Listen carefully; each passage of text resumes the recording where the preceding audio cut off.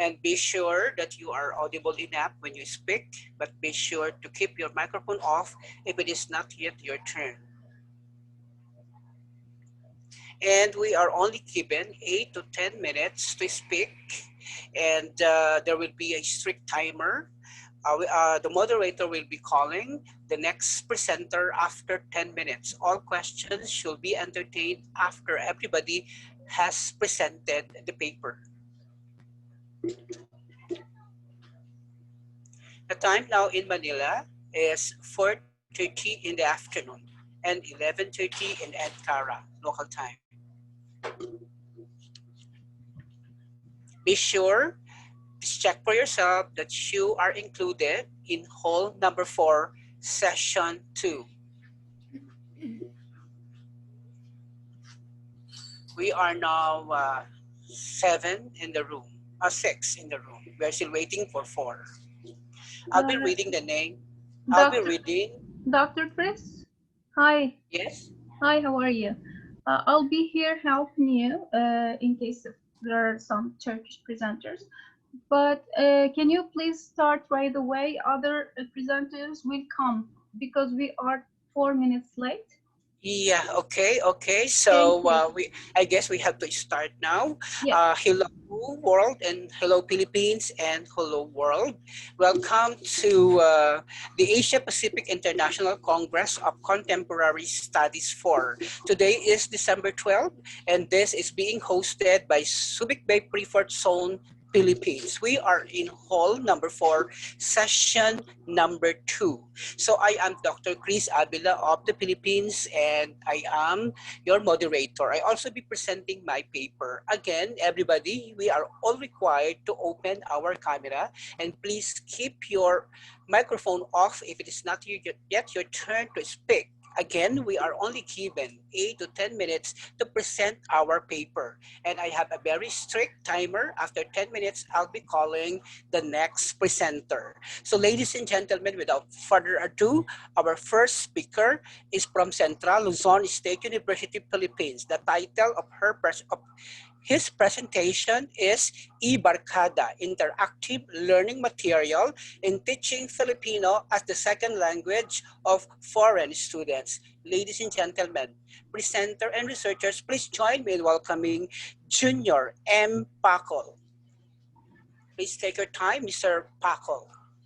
Hello and good afternoon or good morning in each and everyone. Hello Philippines and hello world. So by the way, I am Mr. Junior M. Pacol from Central Luzon State University in the province of Nueva Ecija. Okay, so here and now I present to you my research entitled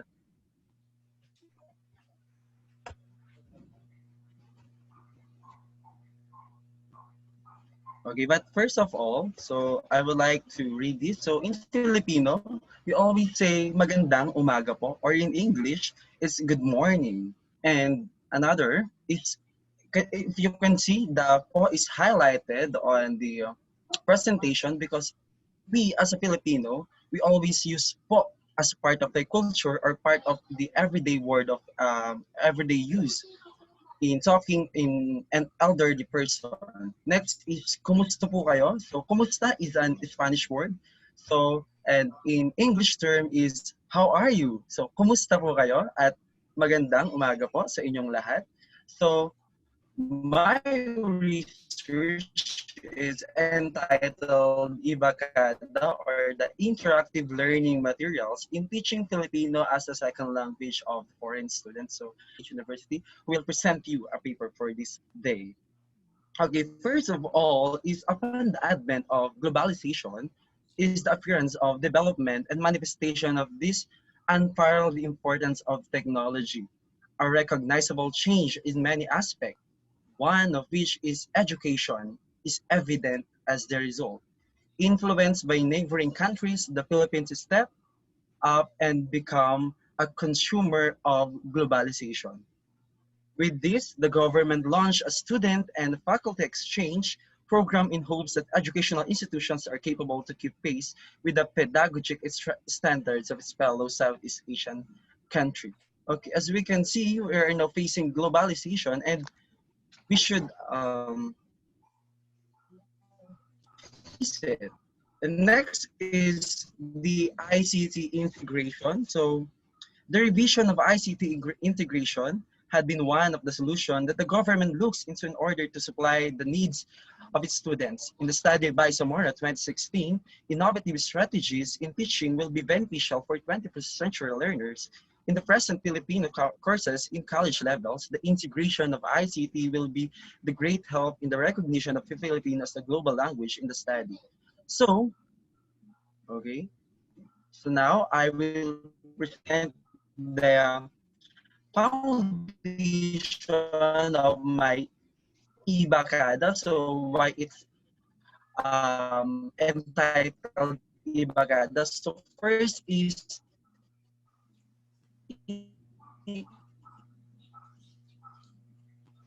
Ibakada is came from the word abacada. So Filipino, which is this is the first step in learning how to read. And next is ebook. So now we are in the global technology and we are now techie. So most of our readings are in the ebook. So abacada plus ebook is considered as Ibakada, which I developed an interactive learning materials entitled Ibakada. So the Ibakada and culture. Okay, so in these interactive learning materials, there is no internet connection needed because you can access all the information in the Ibakada even you don't have an internet connection. Because that is with the help of the Flip Builder or the double to your Google. Okay, so first is the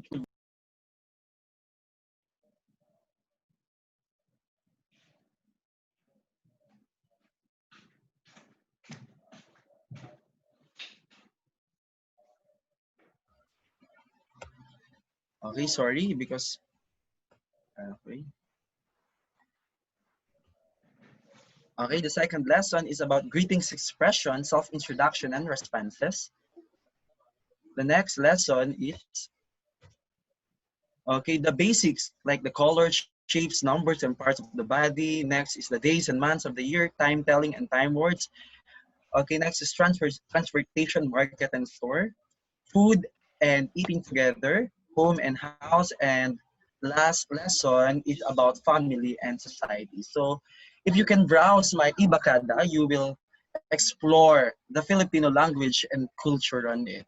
Okay, my next objective is to validate the develop interactive learning materials through what? Objectives, content, format, illustration and design, presentation and organization, assessment, and accuracy and timely of the information.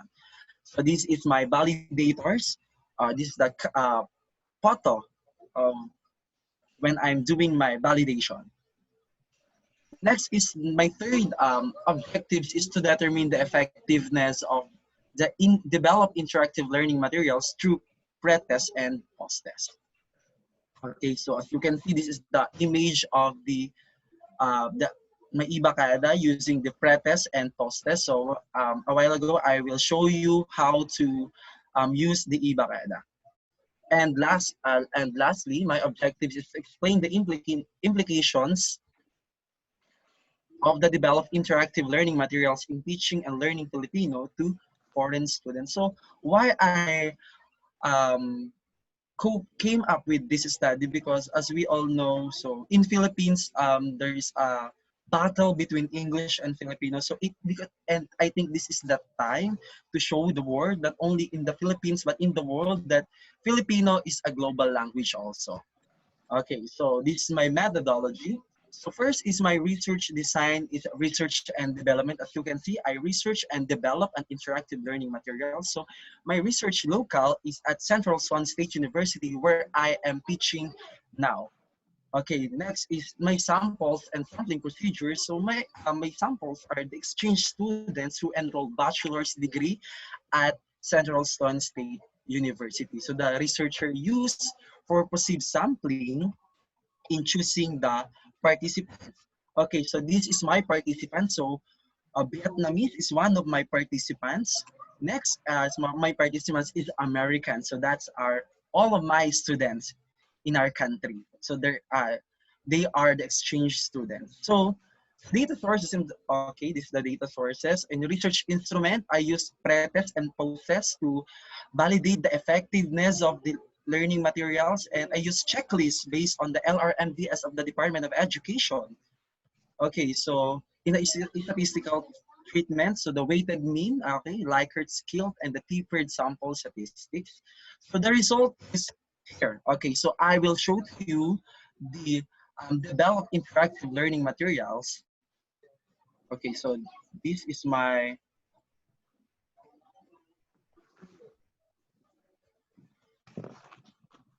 okay, so this is my interactive learning material. So even though you don't have internet connection, you can access this e-learning. So this is the title of this is Ibakada, Learning Filipino Language and Culture. So as you can see, you can click. So in my book, there is a Filipino translation and English translation for them to the foreign students, easy to understand the content of my ebook. Okay, next is there is always an objectives. Next is the table of contents. So as you can see, if you click the table of content,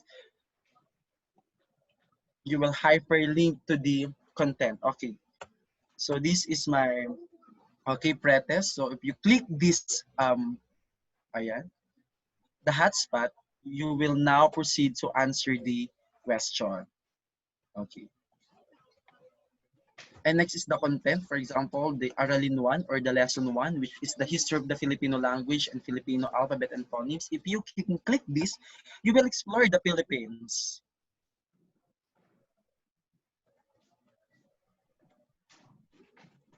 Okay, and if you click this, you will explore our university, which is the Central Luzon State University.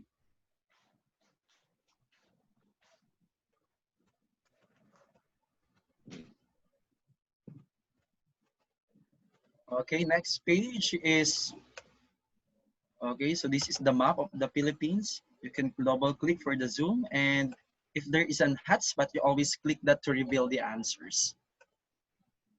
Okay, so what is the good in this ebook? What is the different in this ebook from the other ebook? So the different of this ebook is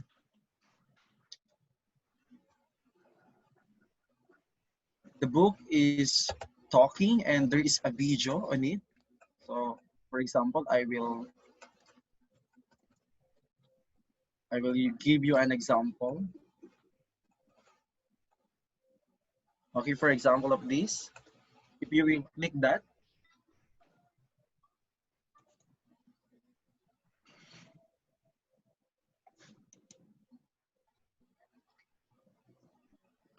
okay, so there is a recordings if you click the audio icon. So you may learn how to speak the language of the Filipino. And also there is, if you would like to learn the culture of the Filipino, okay, you will browse the ebook. Okay, so this are all of the example is based on the Filipino culture.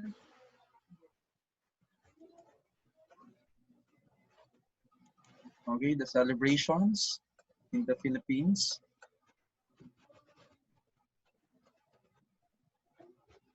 Okay. For example, in riding a Dr. jeepney in the Junior, we can't Philippines, see your screen. or in We going can't. to the market.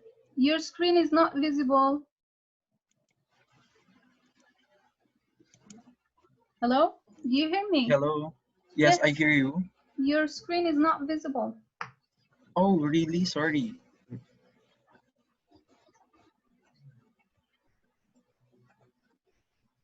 And please conclude.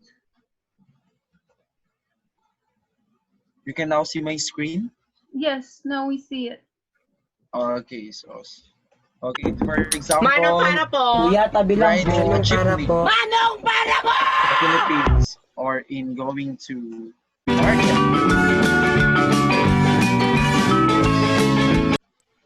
Okay, this is the content of my ebook. So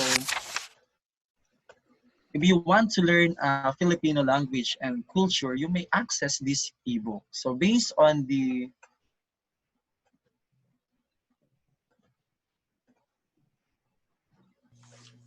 Okay, thank you very much and congratulations, Mr. Pacol, for sharing with us your ebook on the teaching of the Filipino language to the foreigners, and it's very timely to the demand of the new normal. So congratulations, it's a very nice material. So thank you so much. So since you were able to finish it in 12 minutes, so I have to proceed now to the next presenter. He is from Ormoc City Senior High School, Ormoc City, Leyte, Philippines. The title of his presentation is Digital Gamification in Inquiries, Investigation, and Immersion, a sequential exploratory study of its effect on the academic performance of senior high school students. Fellow researchers, please welcome another Filipino presenter, Mr. Marchan and Nipaya. Welcome, sir. Thank you, sir. My warmest greetings to the organizers of this International Congress, and of course to our hall moderator, Dr. Crisanto Avila, and to my fellow researchers and educators, a pleasant day to us all.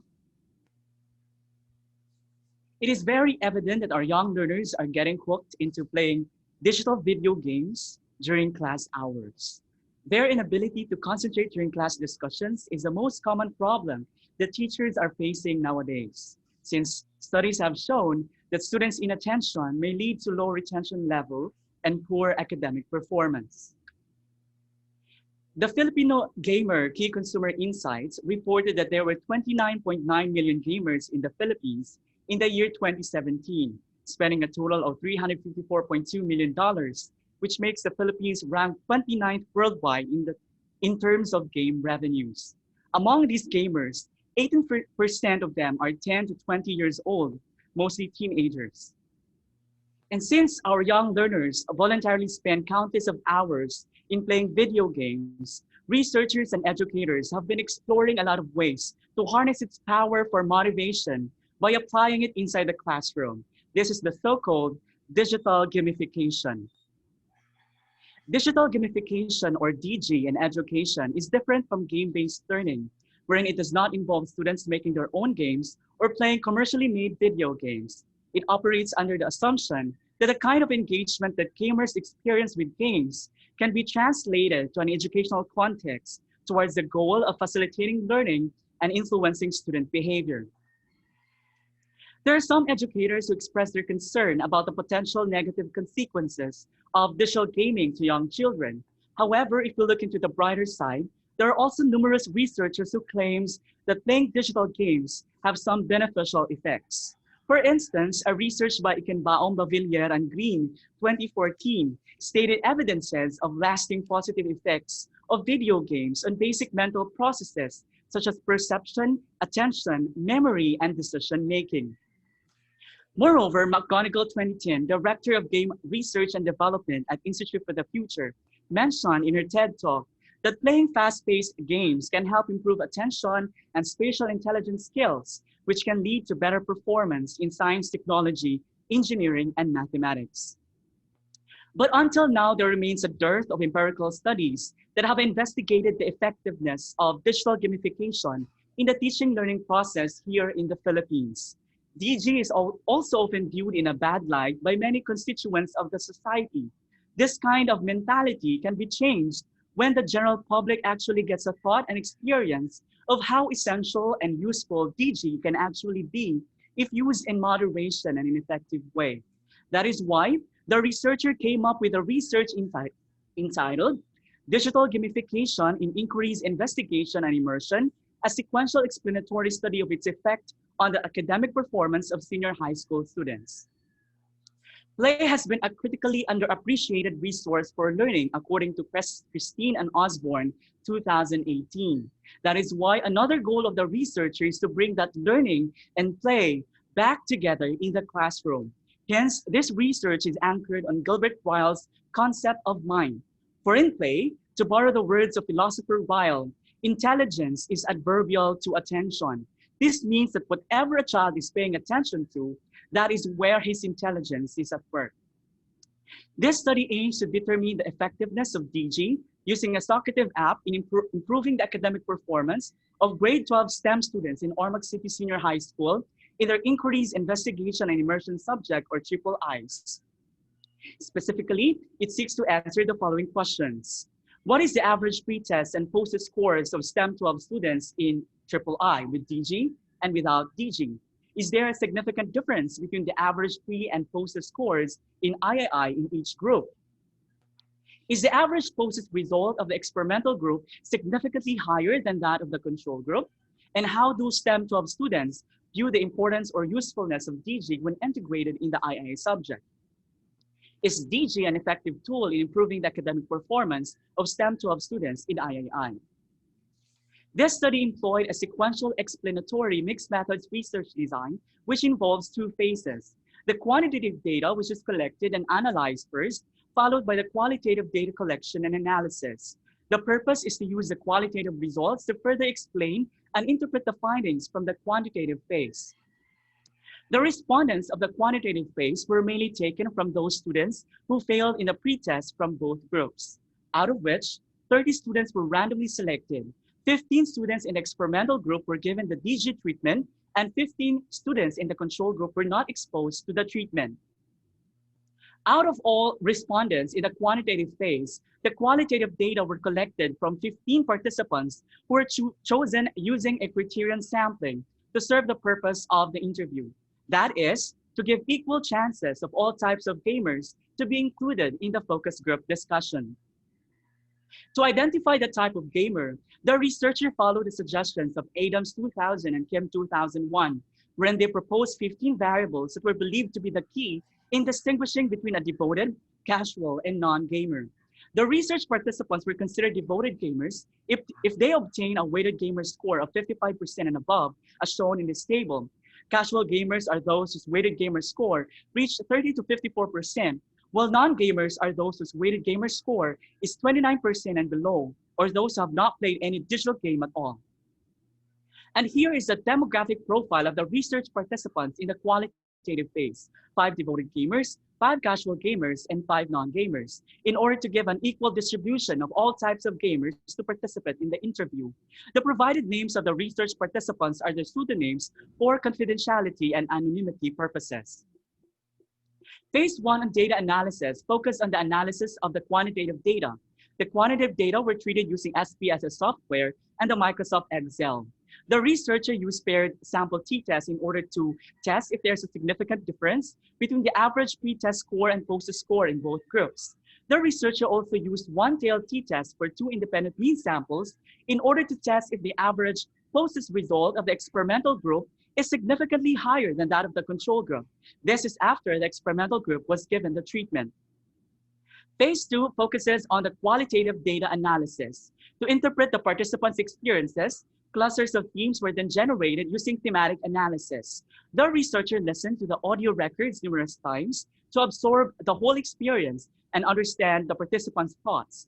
This was done before extracting the significant statements and formulating the meanings and themes. Here are the research instruments of the study: the pre and post-test questionnaire. It is a summative test consisting of a 15-item multiple choice test focusing on the learning competences under Chapter 4, understanding ways to systematically collect data given to both control and experimental groups. In measuring the reliability of the said instrument, the researcher used the Cronbach's Alpha Reliability Test, which yielded a reliability coefficient of 0.915, which is highly reliable. The content of the said instrument was also validated by 3 content experts. For the intervention, the researcher used a digital gamification application, Socrative, a classroom application for fun, effective engagement, and on-the-fly assessments. This DG was integrated during the teaching of lessons in the experimental group. This is one of the available tools for digital gamification in which teachers can apply the features of a game to be used in the teaching learning process in the classroom. This gaming app has features of collaboration, competition, reward system, scoring system, and the like, similar to that of a commercialized digital game.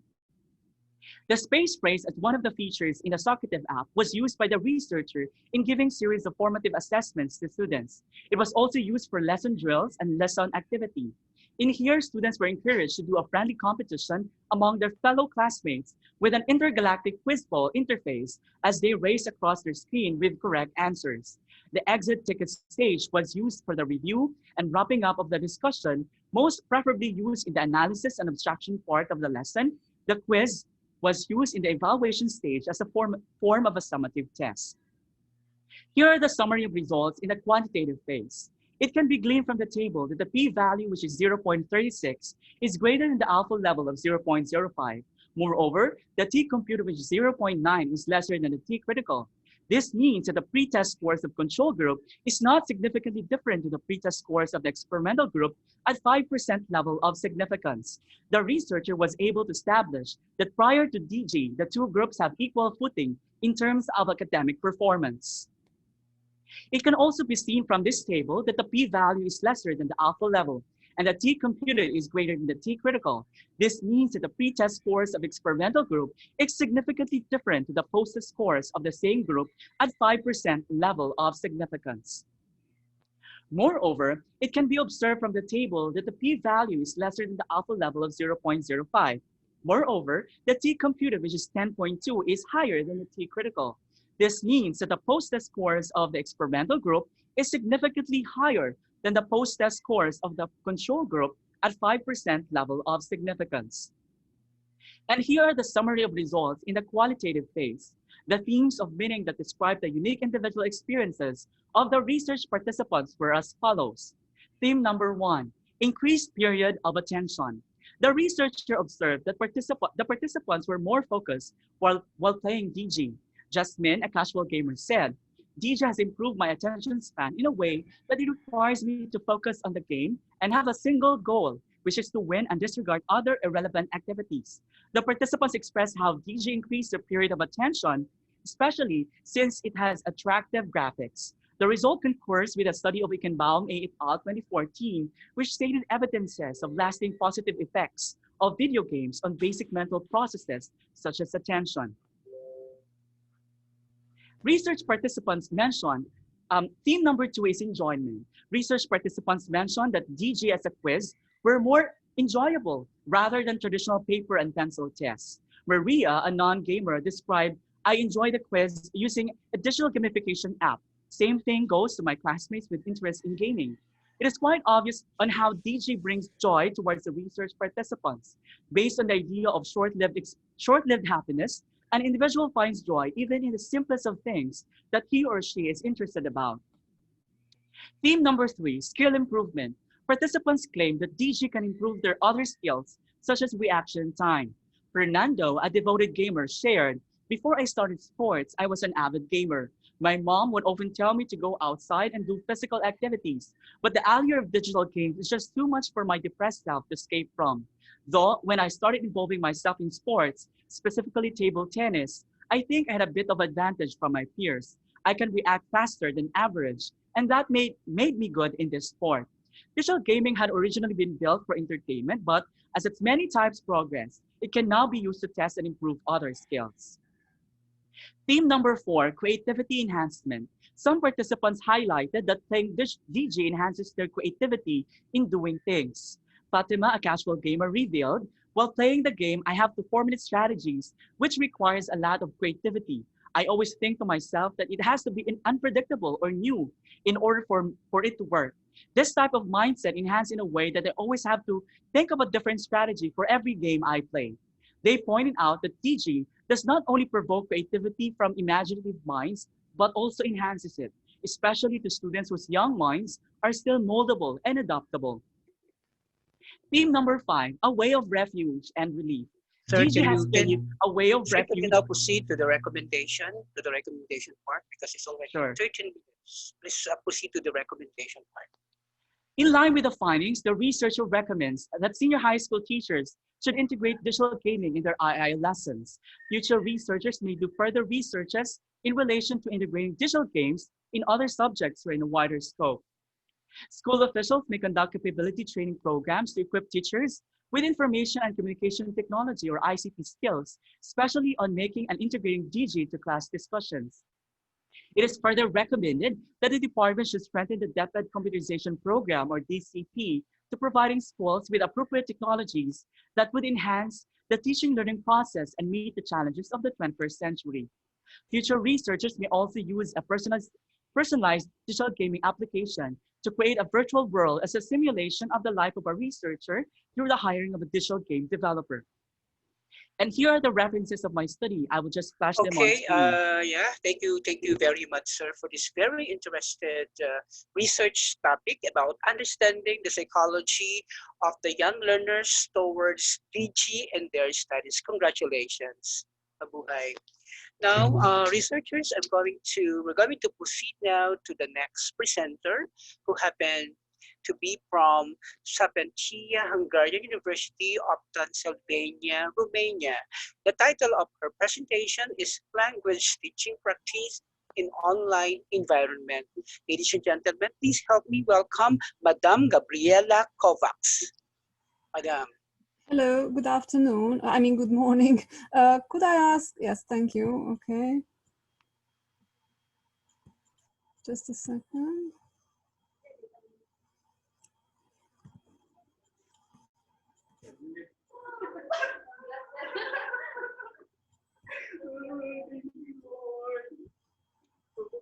Is my presentation visible? Yes, please proceed. Yes, thank you. So I would like to talk a little bit about language teaching practice in online environment. As a result of the COVID pandemics, as you probably know, in most countries, school has been shifted to online environment. So we had to teach and also practice teaching online. I teach at Sapientia University, and there we have teacher trainees as well. So the problem with this was that so far they could practice teaching in schools, and now because of the pandemics, the COVID pandemic, schools were shut and they had to, they were closed, and these students were forced to do their practice online.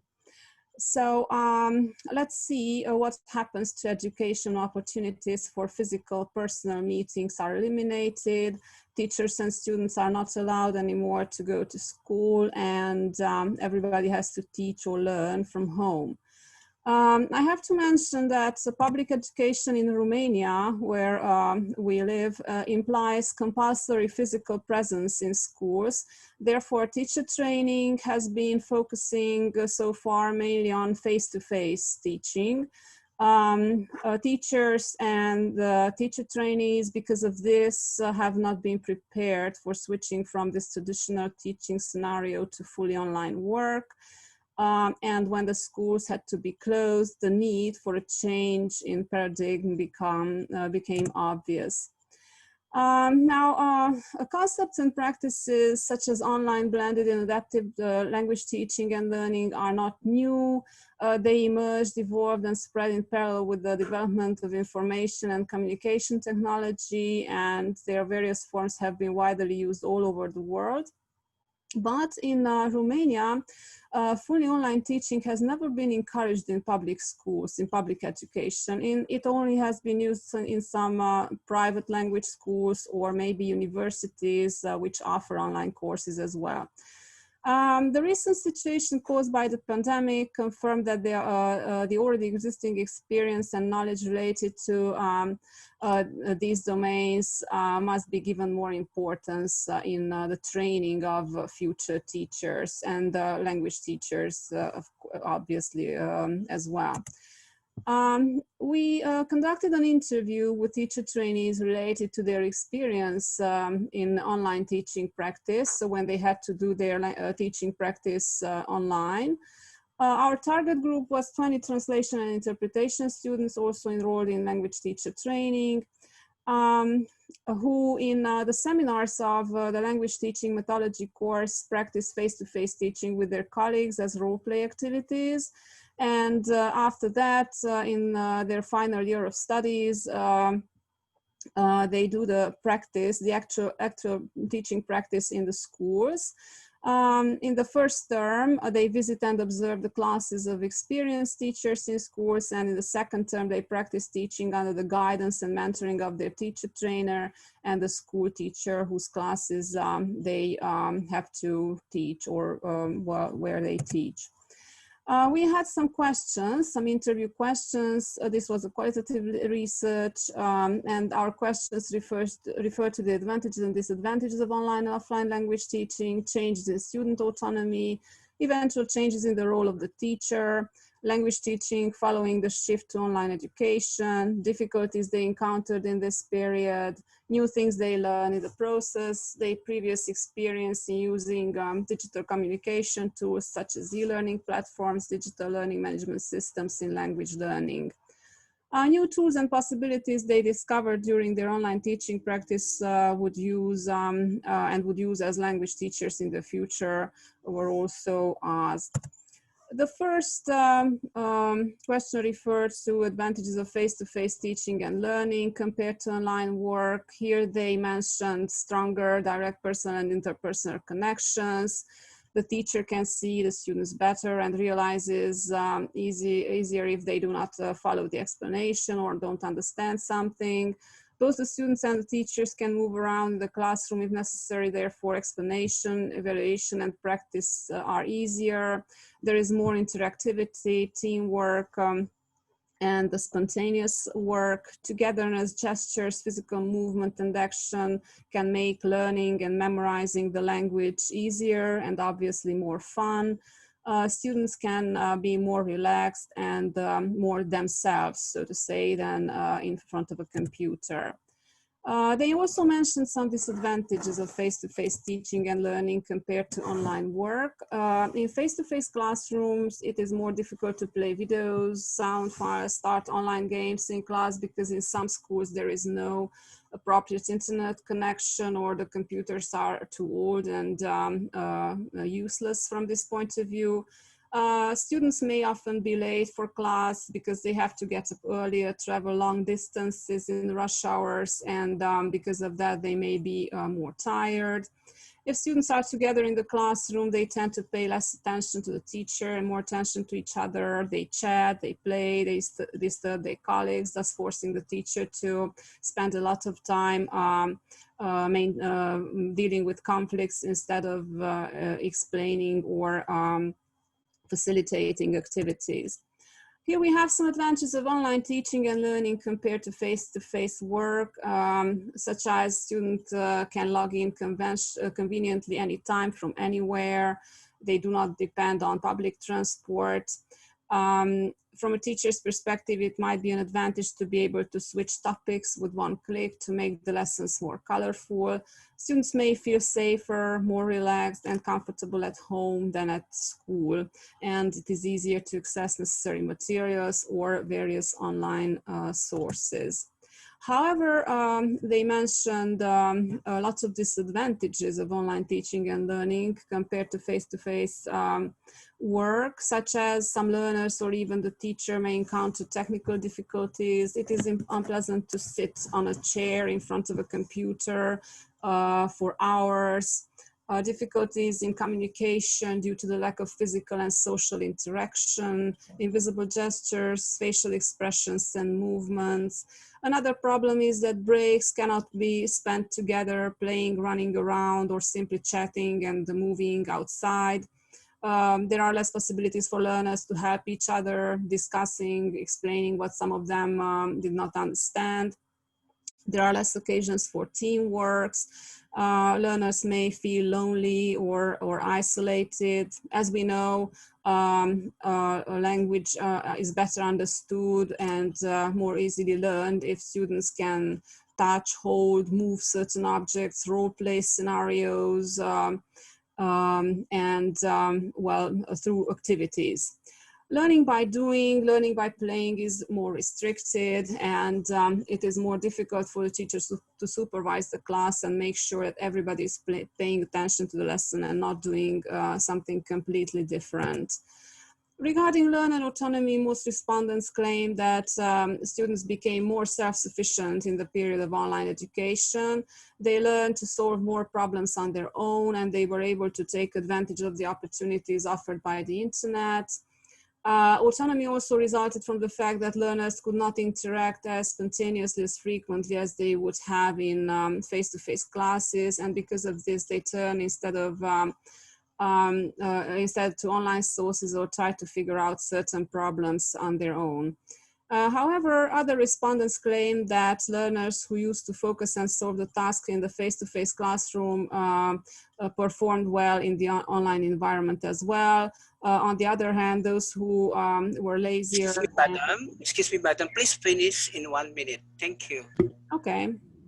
So they also mentioned some positive and negative changes related to the role of the teacher, changes in the future language teaching as a result of the online teaching experience, what would be preserved from traditional language teaching techniques and procedures, difficulties they encountered during their online practice, and their experience related to adaptive language learning. In conclusion, we can say that our study proved that the concept of training teachers has to be abandoned only for face-to-face teaching, and a more flexible approach is needed with a stronger emphasis on the seemingly endless and continuously developing possibilities offered by the digital world. Thank you very much for your attention. Wow, so thank you so much, Madam Gabriela. So it's really, we can really conclude online teaching is so challenging. That's why we have to strategize the teaching learning processes. Congratulations. So the researchers were moving to the fourth presenter, who happened to be from the University of Baras in Iraq, Southern Technical University, Iraq. The title is Simultaneous Approximation of a Modified Family of the Sachs-Mirajan Beta Type Operators. Friends, please help me welcome Sir Ali J. Muhammad and Hadi O. Muslim. Sir?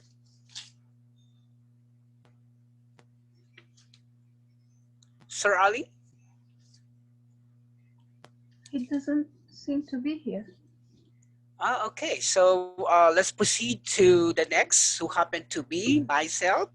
I'm Dr. Chris Abili again of the University of the Philippines.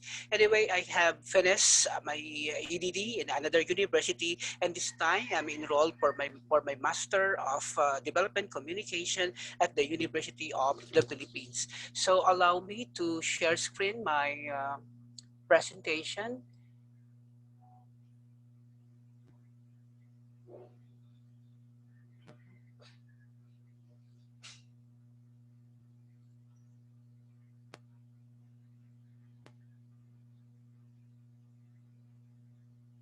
What's happening?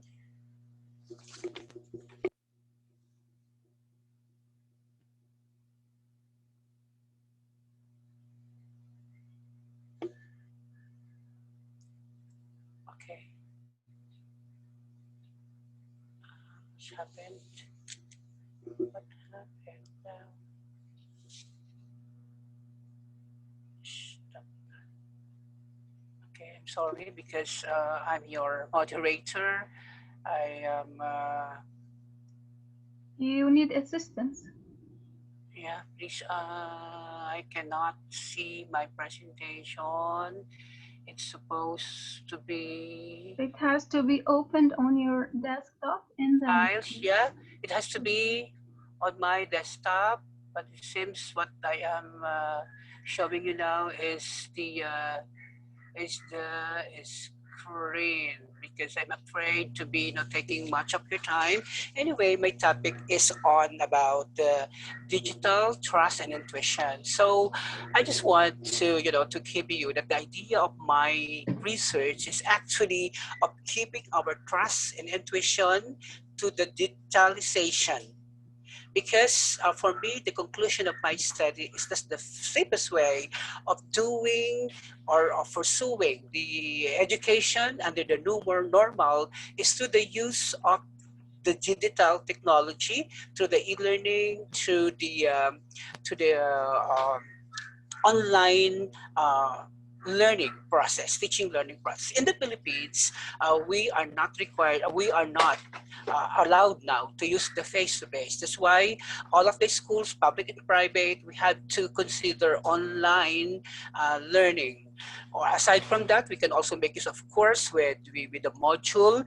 But since I am from a private school 100%, we are doing it online. That's why all teachers must have that so-called digital trust and intuition, and they must be digitally trained for them to make use of the different available teaching tools in the using of online. Now, I'll just share with you our preparations for this school year. Since in the Philippines, we have to consider online learning. That's why 100% of our teachers are provided with laptops, and they were also provided for them to be capacitated in using the digital technology. During the start of the school year, all of the teachers were given the chance to be having this training in for example, in the preparation of videos, for the preparation of podcasts. Everything has to be digitized. So when we say there's a difference between digitalization and the so-called digitalization. What is the difference of those two words? When we say digitalization, it has something to do with transforming from analog to digital. For example, printed books has to be re-encoded. It has to be transformed to digital. That is digitalization. But if it is digitalization, has something to do with us, with the people, that we are transferring from the old going to the new normal, from using the digital. We have to accept the fact that we really need to digitize ourselves for us to make use of the technology, for us to be for us that we can possibly use the technology. So the challenge to all teachers right now, just like the three presenters, that they are actually introduce the use of e-learning, the use of online, and the use of the digital technology. The bottom line of everything is that we have to be sure that we are all digitized teachers, digitized citizens. So when we say digitized citizen, inside our home, our appliances, all of our appliances has been digitized, like the electric fan, the aircon, the refrigerator, the stove, the clock, the cell phone. Everything has been digitized, and that's part of being a digital citizen, being a digital person. So when we say digital trust, we have that confidence. We have that confidence that through online, that through computers, we are not afraid that other people will cause us harm when it comes to digitizing our materials. And that is, we have to give our full trust that since to the digital, it's part of our technology. And this is one thing that we need for us to continue the education of our children under the demand of the new normal because of COVID-19 pandemic. So this time, as I was telling you, one skill that we must have to ourselves is that of digitizing, of digitalization of materials, transforming the non-digital to digital, so it can be transformed, it can be sent through online. Okay, so we must develop that skill of really embracing the digital technology, because there is no safe way of delivering education, but through digital technology, through online, through computers. And that is how we can survive education.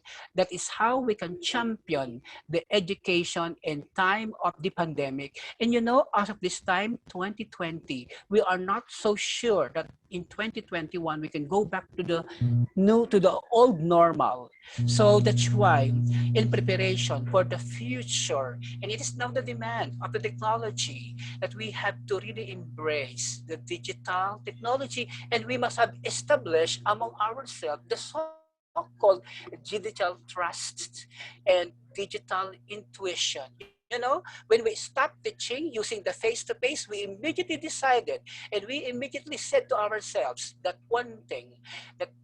this one thing that we can resort to is through the use of computers, through the use of technology, of digitizing the materials. As of this time, I am in the Philippines, you are in the other part of the world, but we can still continue sharing the knowledge, sharing the information through the digital technology. And that is the very essence of my research. Actually, my research in my school has something to do with investigating the digital inequalities of my teachers. Of course, before we can finally require them to be embracing the digital technology, is for us to know first what are the inequalities when it comes to the digital technology. And this time, after knowing that others don't have laptop, others don't have cameras, what we did is to really provide all of them 100%, provided them with the laptop and provided them the necessary skills for them to be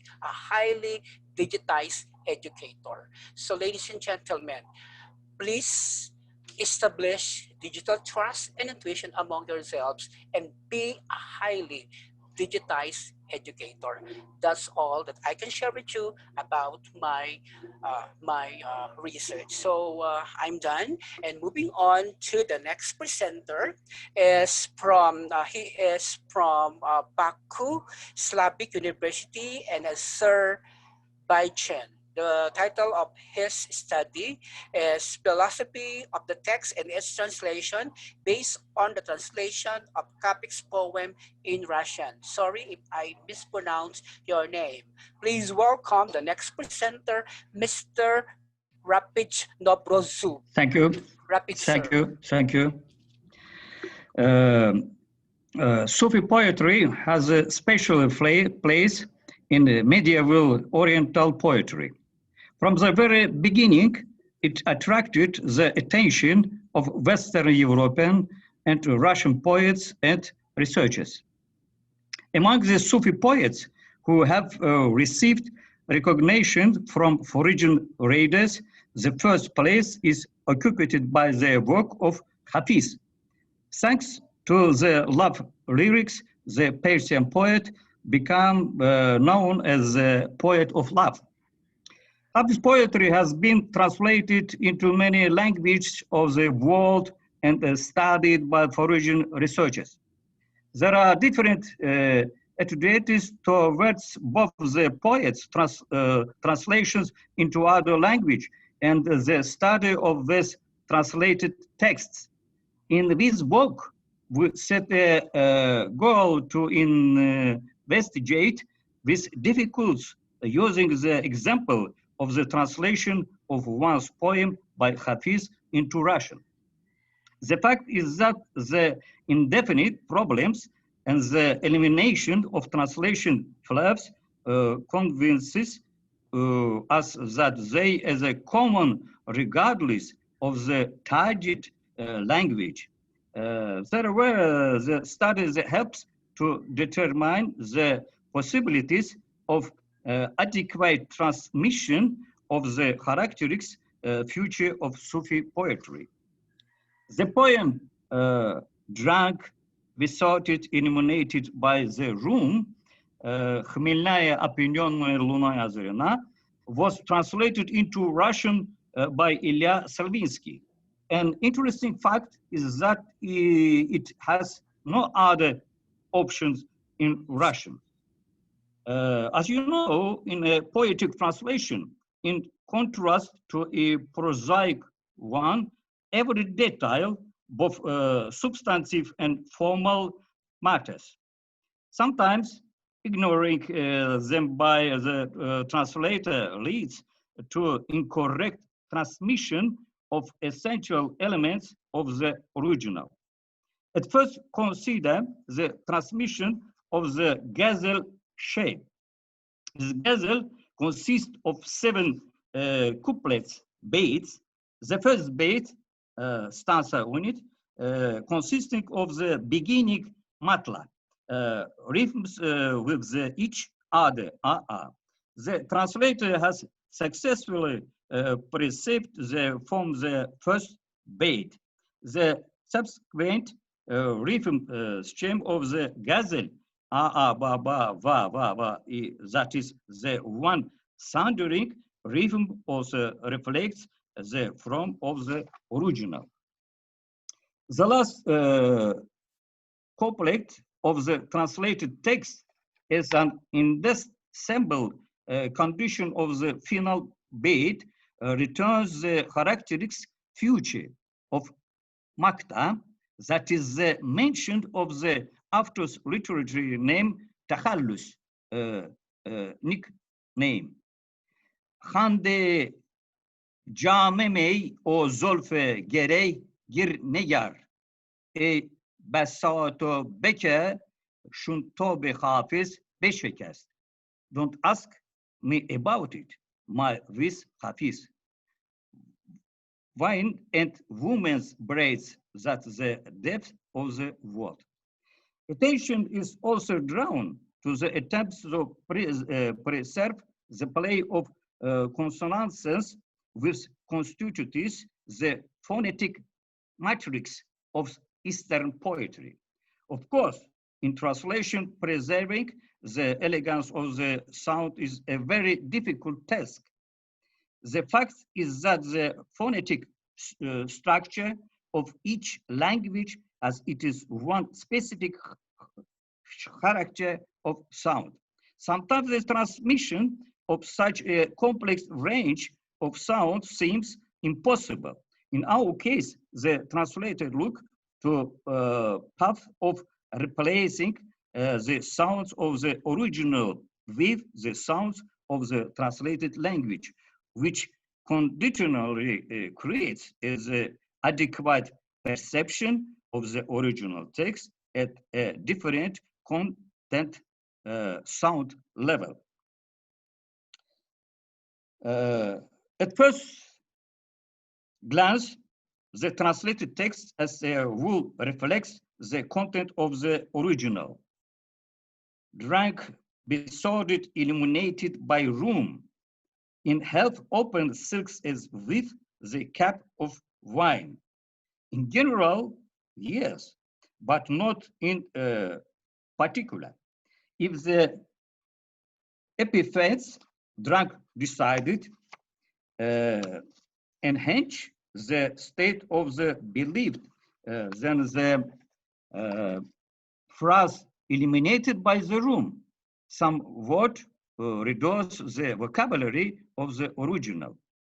The fact is that the phrase with discovered here traditionally in Sufi poetry means the irreplaceable and multiple light of the creator, before which the light of the sun and moon fade. Divine light, the goodness that comes from the light, does need lunar illumination, but itself brings illumination of the believed. It is appropriate here to clarify the understanding of Sufi metaphors. In the process of comprehending the truth, a person must improve his soul, understand his mission in this belief, stand above it, and strive for the goal which is represented by the dissolution of the soul in the divine. Uz, the philosophical meaning of luz here becomes clear of us. The metaphor should be understood in several lessons. Enlightenment, comprehension of divine light, secret knowledge, entry into the path of truth. In the light of what has been said, we cannot accept the second part of the translation edition to the first date, dashing et Suzam in her eyes, longing in the cover of the lips, where longing in the cover of her lips does not convey the mood of the original expressed by phrase Laba Shaf Suskonen, becoming lips. First, our analysis of Hafiz poem Zolfe Ashofte Vo Huy Karde Vo Handan Labmas, drug besotted, eliminated by the room, translated by Selvinsky into Russian, shows that certain success have been achieved in conveying the form of a gazelle, and in general, its formal characteristics, achievements.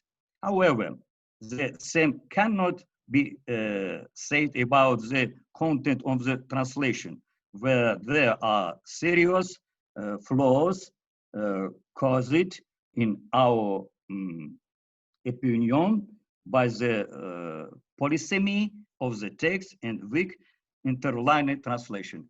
Thank you very much. Okay, thank you very much, sir, for giving us idea for the translations of literary pieces. So with that, again, congratulations, Sir Rapids Novrozov. Okay, so this time our seventh presenter is from the University of Galati, Romania. The title of her presentation is Some Echoes of Turkic Cultures and Civilization in Balkan Cultures. Without further ado, I'm giving you now Madame Nicolae Stancio. Hello, Madame. It seems that she's not here too. Okay, so let me proceed to our next presenter from the National Defense University of Docus Iuliu University. The title of the paper is Teacher and Principal Opinions on Establishing a School-Based Budget and Ensuring Parental Participation in Public Primary and Secondary Schools. Please help me welcome the lecturer Yabuk Kamik Sibik and Professor Dr. Ali Asku. Hi and hello, sir. Hello. You may start now, your presentation. Hi. Can you Okay. hear me? Yes, yes, yes. Please proceed. Okay, thank you very much, sir. Hello, I am Yavuz Kamil Şevik from Turkey. I will present to you the research titled Teacher and Manager Opinions on Establishing a School-Based Budget in Public Primary and Middle Schools and Ensuring Parental Participation to this budget. Sorry, oops. Okay. The plan of the presentation will proceed under the headings in the slide. Schools whose duty is to train people for the society must be in a structure that can respond to the pace of change in society. So in order to provide this structure, schools must be equipped with many flexibility, including financial resources. The problem status of the research consists of 2 points. The first one is nowadays there is no available budget in the primary and secondary schools connected to Turkish national education, and there is nobody in school, including the principal himself, herself, or who has the authority to spend. Studies show that primary and secondary schools experience many difficulties to meet their budgetary needs. According to the Turkish constitution, primary and secondary schools are compulsory and free for all citizens. In other words, with its promise in the constitution, the state has undertaken an obligation of providing all citizens free education. But according to researchers, again, there is a financial shortage in the primary and secondary schools in Turkish education system. So for this reason, the problem sentence of this study is to bring a different perspective to this problem. What are the teachers and principals' views on establishing a school-based budget and ensuring parent participation in public primary and secondary schools? It is thought that the study will contribute to the literature in order to draw attention to one of the main problems of schools and to take different solution perspectives. The study was planned as a qualitative research. First, a semi-structured interview form consisting of 4 open-ended questions were created, and face-to-face interviews were conducted with teachers and principals of the schools. The data obtained afterwards were analyzed with the inductive content analysis method. The study group consists of 22 educators, 5 of whom school principals, and 17 teachers.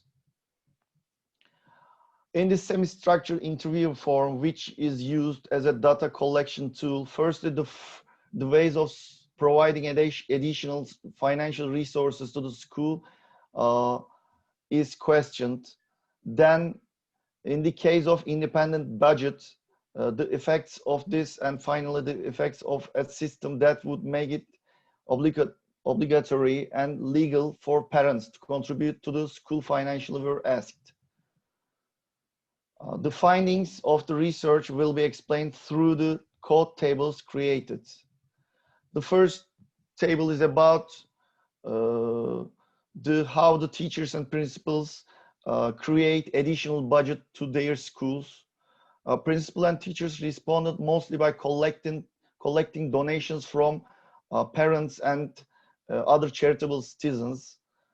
In addition to this, it is observed that principal and teachers create resources through the kermes and other paid social activities organized at the school. However, principals and teachers say that this process of creating additional resources has a negative impact on both the school climate and their professional image. Principals and teachers think that the process of collecting additional resources prevents their main job, which is teaching, and creates parent-teacher conflict. In addition, teachers say that they also believe that this process reveals insecurity, deterioration in parent-teacher communication, and parents distancing from school. Principals and teachers say that they lost their reputation in this process, and that only teachers, except for the principals, believe that this damages their reputation. As for the effects of the issue of having an independent budget for schools, principals and teachers say that the physical, social, and psychological dimensions of the school will be affected positively. Principals and teachers think that the school's teaching materials, other materials, physical maintenance, and can be better covered by an independent budget. And this situation can increase the effectiveness of the school. Only teachers say that they can contribute to effectiveness of the school by performing cultural, social, sport, and other project activities in the school with using this independent budget. In addition, both principals and teachers think that the independent budget will relax them psychologically, and the communication in the school will reach a better level.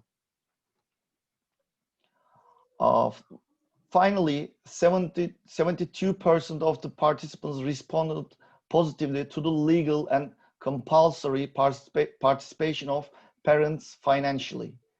It is observed that the principal and teachers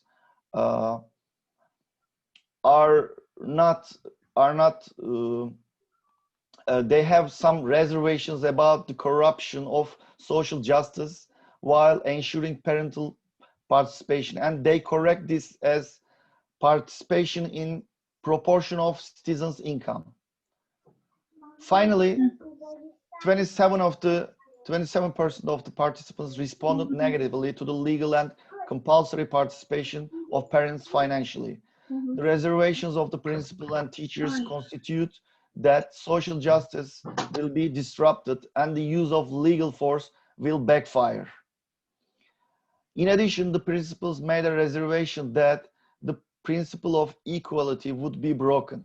Teachers, on the other hand, consider it negatively because it is a duty of the state stemming from the Constitution that parent intervention to the school will increase and it will create student-parent tension. Thank you very much. This concludes my presentation. Yeah, thank you very much for sharing with us that is study about financial management and budgeting and raising funds from outside sources. Congratulations, Mr. Yabuk Sibik, or Dr. Ali Aksu from the National Defense University. So at this time, let us have the second to the last presenter from Dacus Illo University, who will be talking and sharing with us his paper about teachers' view on rhetorical discourse and persuasion of school principal. Please welcome Sir Biriban Hazal Koni and Professor Dr. Ali Akso. Sir, take it away. Hello to all. My name is Hazal Koni. I'm sorry, Turkey. madam. Okay, madam. It's okay. I'm going to present my study about teachers' views on rhetorical discourse and persuasion of school principals. I'll start my presentation with an introduction and talking about the problem status. After that, I maintain the aim and importance of the study, the methods and the findings, and then I'll end my presentation. We can say the effective communication is really important for any organizations, and this lays the foundation for the research of the concept of rhetoric, and also includes persuasion in its concept. Especially, it has a great importance for the managers and administrators in educational organizations. In this organization, through the art of words and convince teachers in the sense of directing them to behavior. For this reason, rhetoric plays a role in determining the power of discourse and persuasion of school principals. We can say that rhetoric, in a short way, is a term for the art of saying beautiful words. The importance of the speech is a phenomenon that cannot be considered apart from the dimension in the organization during the management process, and for this reason, it is really important for management. In an organizational way, rhetoric is a tool of persuasion that has a great impact on organizational formation and the spread of values. It is really important in rhetoric to use the language that is at the beginning of persuasion methods in a beautiful and competent way to dominate the subject that follows it. And these principles also show the considerations that school principals should benefit from in management, and the importance of rhetoric in education administration will be emphasized. It is curious how the art of saying words, which can be seen as one of the needs of each organization, and how it can be provided by school principals. For this reason, the teacher's views on this area constitute the problem state of the research, and the problem sentence is, what are the teacher's views on the power of rhetorical discourse and persuasion of school principals? The main of this study is to reveal the teacher's views on the power of rhetorical discourse and persuasion of school principals. And effective communication in organizations stands out as an issue that needs to be taken into account and studied in educational organizations. Among the studies that have taken place on rhetoric, unfortunately, there have not been many studies aimed at this situation in educational organizations. For this reason, it's important to determine the skills of school principals to use rhetoric through discourse and persuasion. The study was conducted using qualitative research method, interview techniques, and it has been used a semi-structured interview consisting of open-ended questions, and qualitative data from the interviews were analyzed by content analysis. The universe and sample of this research were selected based on outlier case sampling, and study group consists of 23 teachers. They are working in secondary schools located in Buca district of Izmir in Turkey, and in the 2019 and 2020 academic year. Questions were created with characteristics of the use of rhetoric in mind, and thus the opinions of teachers were evaluated in the context of the persuasion skills and discourse power. And two basic questions were prepared for this reason. How would you describe your principal's persuasion skills, and how would you describe the power of your principal's speech?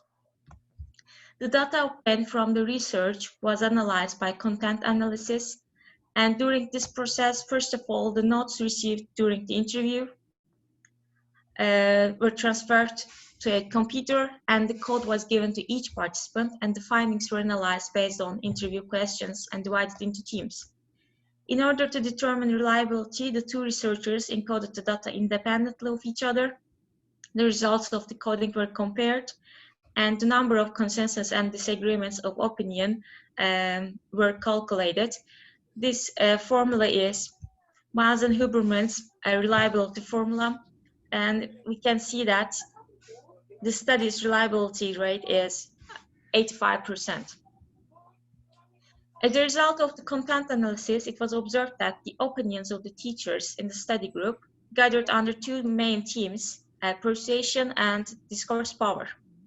We can see, we can categorize it in three: personal traits, administrative features, and communication skills. And the communication skills has the highest frequency.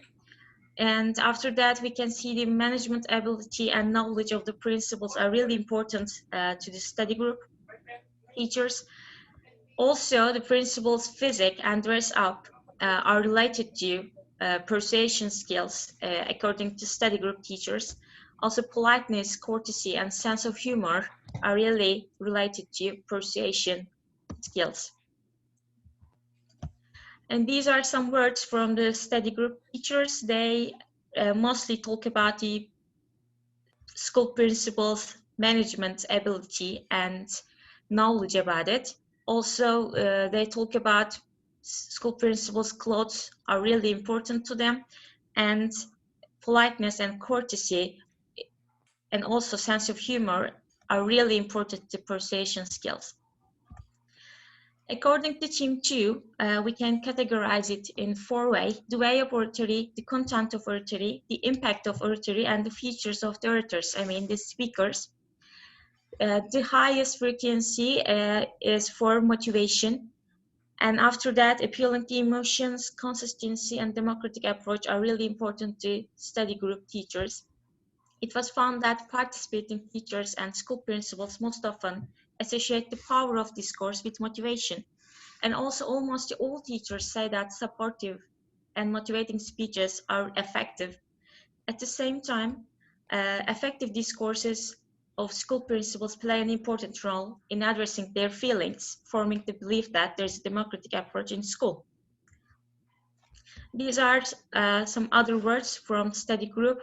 They are talking about some cultural activities or sportive activities, and they are talking about some national exams, and the school principals' motivating language are really important to the study group teachers. As a conclusion, we can say that the teachers in the study said that they didn't encounter many situations to observe the persuasion or discourse power of the school principals, but they mostly associate the persuasion skills are related to communication skills. The fact that principals are knowledgeable and if they are really good at management, it really has an important effect on their persuasion. Also, teachers state that the principal's use of polite language and their courtesy is related to their persuasion as well. According to this study group, the use of a motivating language is considered very important when it comes to speaking power, and it was also stated that the principal's discourse had an effect on teachers' emotions. As a result, we can say the reliability is 85%, which means this is a reliable study. And thank you for your attention. Okay, so thank you very much, Madam, for sharing with us your research about establishing healthy relationship between teachers and principals through effective communication. So congratulations for that. And for our last presenter, he is from Bayburt University, and the title of his paper is Complaints in the Sultan Poet's Divan. Ladies and gentlemen, please welcome Sir Ruken Karamduman. Madam, a beautiful madam. I'm so sorry, Madam Ruken Karamduman. Good afternoon. I will make my presentation in Turkish. My work area is classical Turkish literature. I'm sorry. Let me start. Osmanlı Devleti'nde saray ve çevresi şiire büyük ilgi duymuş. Özellikle sultanlar ve şehzadelerin önemli bir çoğunluğu şiirler yazarak divanlar... Hocam sunumunuz yok mu hocam paylaşmak için? Efendim? PowerPoint yok mu? PowerPoint sunumu istediğinize dair herhangi bir ifade görmedim ben. O O yüzden zaman şöyle hocam, ekrandan abstract'ınızı yansıtır mısınız? En azından hocalar anlasın neler anlattığınızı. Neyi yansıtmamı istediğinizi anlayamadım. Özet, İngilizce özetiniz. O şu anda bilgisayarımda, yani bu bilgisayarımda kayıtlı değil maalesef. Sunumumu kısa tutacağım. Şu anda Ne yazık ki kimse anlamayacak sizi. maalesef öyle olacak gibi görünüyor. İsterseniz sunumu geçebiliriz. Madam, please focus your camera properly so we can appreciate your beauty. Please focus your camera. Thank you. Kameranızı iyice tutun diyor. Sadece gözleriniz gözüktüğü için tamam. Dr. Chris, she doesn't have a presentation to share with us, and her presentation is in Turkish, and she will try to make it short. Yes, başlayabilirsiniz hocam. Yani kısa bir sunum yapmaya çalışayım o halde mümkün olduğunca. Evet, benim aslında uzmanlık alanımla ilgili bir grupta değil bu. Sanırım yanlış bir grupta yer alıyorum şu anda. Eğitim bilimleriyle ilgili değil. Türk Edebiyatı ile ilgili bir sunumum var çünkü. Ama bu şekilde bir planlama, organizasyon yapılmış. Dolayısıyla da devam etmek dışında bir seçenek yok gibi görünüyor. Evet, yani birkaç cümle edeyim. Yüzyıllar boyu bir cihan devleti olan Osmanlı'da savaşlar, devlet işleriyle bir ömür geçiren sultanların şiire zaman ayırabilmeleri, üstelik bu şiirlerin hem nitelik hem de nicelik hususiyetleri bakımından devirlerindeki pek çok şairden üstün olması dikkat çekicidir. Bu noktada devlet idaresindeki zorlukların, savaşların, isyanlar gibi birçok gerilimli olayın akabinde sanata ve özellikle de edebiyata yönelimin arttığı görülmüştür. Excuse me, madam. Is there somebody who can translate you from the group? Is there somebody who can help you translate in English? Can somebody assist you or not? No, thank you. Okay, okay. Şöyle yapalım mı? Sunumumu isterseniz geçebilirim. Koordinatör Demek sizi göremiyorum. hocam devam edebilirsiniz. Yani çok büyük bir kısmın anlamadığı ve başka dinleyicilerin de ilgi alanına girmeyen bir husus maalesef. Peki, sultanların sanatın ve sözün de sultanı olma hususiyetleri sanatçı şahsiyetleri kadar şehzadelik dönemlerinde seçkin hocalardan aldıkları eğitimle mümkün hale gelmiştir. Devrindeki ilim, fikir ve sanat hocalarının eğitimiyle yetişen sultanlar, yüksek bir medeniyetin kültür ve sanat anlayışıyla beslenirler. Almış oldukları eğitim dönemlerinin ilimlerine, Arapça ve Farsçaya vakıf olmaları gibi pek çok sebep kelime dünyalarının zenginliğine, dolayısıyla da duygulanımlarını rahatça ifade edebilmelerine imkan sağlar. Döneminin ilimleriyle mücehhez sultanlar edebiyat sahasında da yeteneklerini sergilemiş olurlar. Sultan şairlerin divanlarına bakıldığında çoğunlukla geleneksel şiir anlayışı neticesinde şekillenen anlatımlar karşımıza çıkar. Klasik Türk edebiyatının estetik algısı çerçevesinde şekillenen bu ifadeler toplumsal hayata dair birçok motifin eklenmesiyle ve genellikle doğrudan değil metaforik veya mecazlı anlatımlarla yer alır. Burada doğrudan makalenin sonuç bölümüne geçmek istiyorum. Birkaç şey söyleyip bitireyim. Klasik Türk Edebiyatı'nda şairler klişeleşmiş bir estetik sisteminin sağladığı imkanlar çerçevesinde şiirlerinde incelik ve derinliği yakalamaya çalışırlar. Hakikat ve mecaz arasında gidip gelen divan şairleri sultan şairlerin de ruh dünyalarını, dönemlerinin şiir zevkine ve sanat anlayışına uygun şekilde yansıttıklarını ifade ederler. Onlar bazen şiirlerinde kendi hayatlarından gerçek kesitler sunarken bazen de kendi gerçekliklerinden oldukça uzak, muhayyel durumları zikretmişlerdir. Her daim gerçekçi veya orijinal olmasa da özellikle bazı anlatımlara sultanların dilinden katkı, anlatımlarına ekledikleri unsurlar bu anlatımları daha renkli, daha anlamlı kılabilmektedir. Ömrü, zafer, başarı, zenginlik içinde geçen sultanların şiirlerine bakıldığında genel olarak sevgiliden, aşk derdine duçar olmaktan, ayrılıktan, gönülden, anlaşılamamaktan, rakip ve ayardan, dünyadan, felekten, düşmanlık edenlerden şikayet ettikleri görülür. Onlarda şikayet sebebi olarak ön plana çıkan bu ve benzeri konularda toplumsal sorunlar değil, bireysellik hakim olmuştur. Şikayetin alt metninde aslında bir yardım beklentisi, sorunların çözümsüzlüğü karşısındaki çaresizlik hissi vardır. Ancak güç ve otoritenin mutlak hakimi olan sultanların bu şikayetlerinin genel havasında böylesi bir acziyetten ziyade geleneğin sunduğu hazır malzeme ile sanat yapma gayesi hissedilir. Şikayet edilecek bir hal içinde olmaması beklenen sultanların kullanmış olduğu dil ve anlatılarda geleneğe sıkı sıkıya bağlıdır. Sultan şairlerin şikayet nedenleri diğer şairlerden büyük farklılıklar göstermez.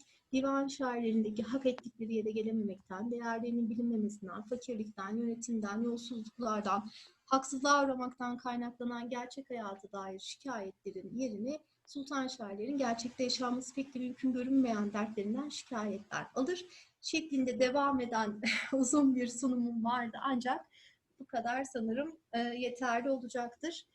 Thank you. Okay, thank you very much, Madam Ruken. You are beautiful. And Thank that's you. why we, Thank you.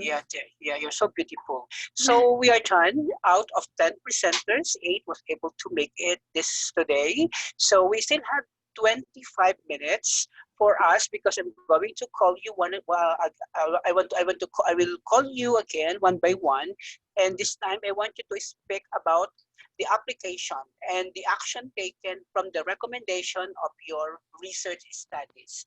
So again, instead of the question and answer portion, when I call you for the second time around, please speak on the application and the action taken from the recommendation. So please share the application and your action taken for the recommendation, Mr. Pakol of the Central Zone State University, about your e-Barkada. Are you still here, Mr. Pakol? Hello, Mr. Pakol. Yeah. Yeah, Mr. Pakol, please share with us your application of your e-Barkada and the action taken based from the recommendation. The application, sir, which is the Yes. application I've used, or the Update how do of I the apply e-Barkada. it? Yeah. How do you apply it right now? Okay, so apply it because as we all know, we are on the midst of crisis because of the pandemic. So the foreign students cannot go to the Philippines to study the language and the culture of it. So my students can use the e-Bacada to access the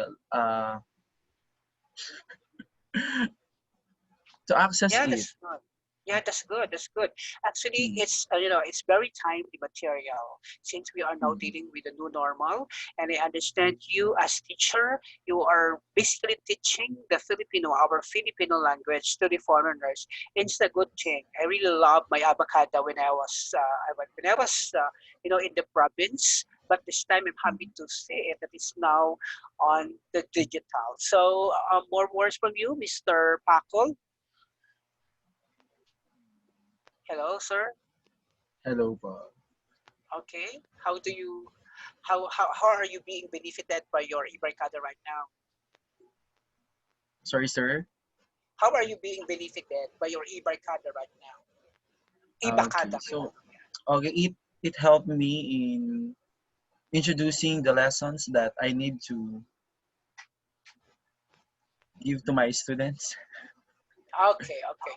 So thank you with that. Thank you so much for that, Mr. Pakol. This time, let's hear it from Mr. Chun from Ormoc City about the Digi this time, sir. I really love your study, sir. I can relate on that. Your microphone is off. Please on your microphone, sir. Okay. Sorry. Thank you, Doc Avila, for that. And based on the positive findings of my research, which is on the integration of digital games in class discussion. So um, based on these findings, that's why I was also, let's say, encouraged to apply this apply this particular integration to other subjects that I'm handling, like practical research too and other math subjects. And as well as I would like to propose this to um, the school administration and even in the entire division or even in the entire region to also do the same. Okay, thank you so much, sir. Please understand that we are allotted up to 6:30 in the afternoon in the Philippines and after 13:30 in the Ankara local time. So we still have 15 minutes left. So that's why instead of just finishing it that way, it will be very good for us to be knowing really the application and the offshoot of our studies. So this time, I want to ask Madam Gabriela Kovacs about the application and the offshoot of your research study. Madam Gabriela? Yes, thank you. Well, definitely would like to improve a little bit our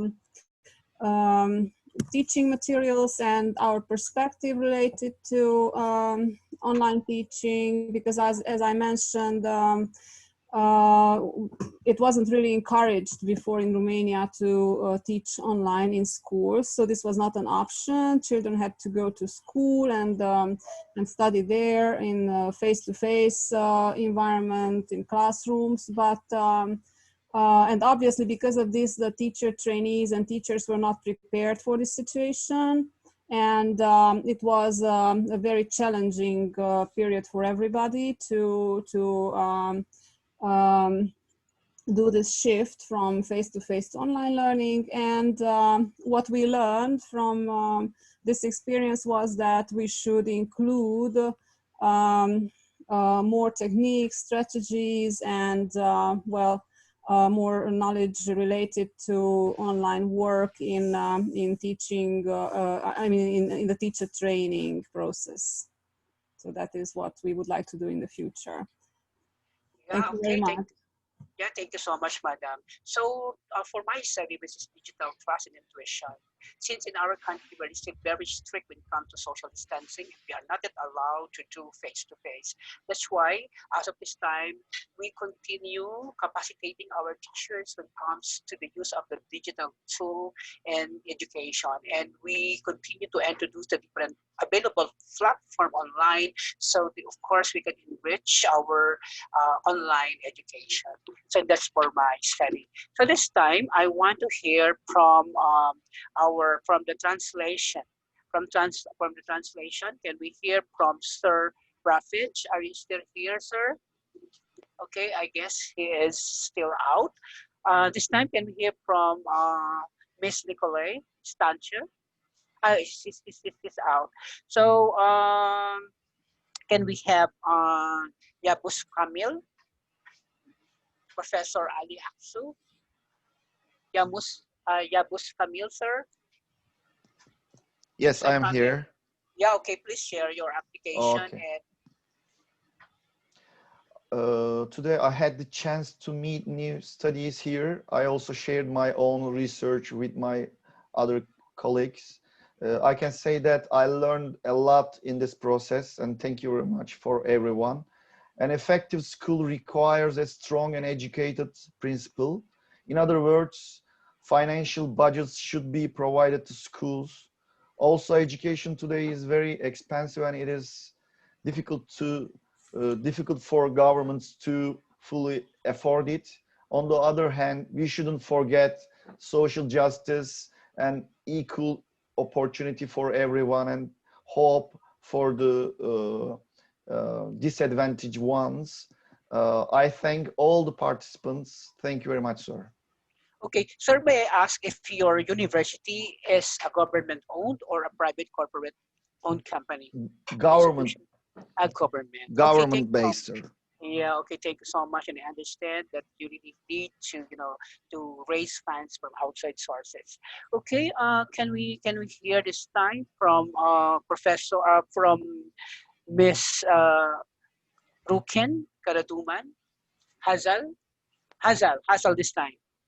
Yeah. Sorry, I had an internet connection. Do you want me to summarize my presentation and my experience? No. What I want you to share with us is your after your research. What is the offshoot of your research? What is the effect to your profession right now? How do you use it? What is your application of your research right now? Okay. There wasn't any study of this area about the rhetoric, persuasion, and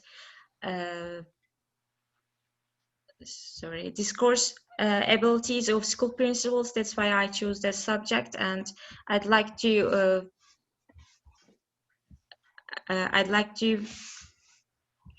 sorry. Okay, so this is another question. How your research was able to improve the relationship of teachers and the administrator or the principal? What is the effect to the relationship between principal and the teachers?